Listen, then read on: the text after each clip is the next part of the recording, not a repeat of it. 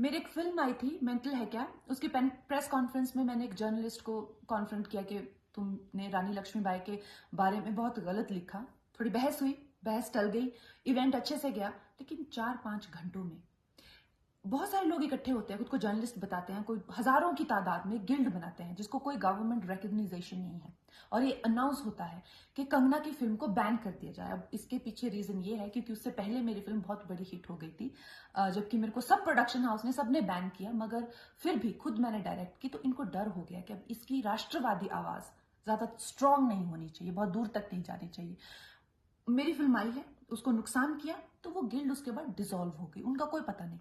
अर्नब गोस्वामी कितने दिनों से अब जेल में है, कोई जर्नलिस्ट गिल्ड नहीं बनी, किसी ने कुछ नहीं कहा। हाईकोर्ट खुद कह रहा है कि ये गलत है, लेकिन कोई कुछ नहीं कह रहा। देख रहे हैं आप कितनी कम राष्ट्रवादी आवाजें हैं इस देश में, और लॉबी कितनी स्ट्रांग है। मैं आपको अमेरिका का एग्जांपल देती हूँ। ट्रंप में कितनी भी बुराइयां हो, मगर ये बात सच है, वो चाइनीज वायरस को चाइनीज वायरस कहता है। रेडिकल इस्लामिक टेररिज्म को ये नहीं कहता कि टेररिज्म का कोई रिलीजन नहीं होता है।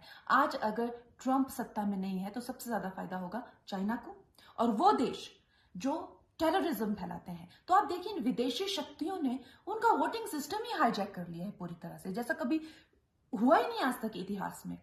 ये शक्तियां इसी तरह से भारत को भी पूरी तरह से कंट्रोल कर रही हैं। हमारे यहाँ पे कुछ अच्छे लोग हैं जिसके करके अभी हमारे यहाँ पे फिर भी हम उनके साथ संघर्ष कर रहे हैं, लेकिन आपका जागना बहुत जरूरी है। सोचिए, जब भी कुछ खरीदते हैं सोचिए कि ये राष्ट्रवाद में हेल्प करेगा या नहीं।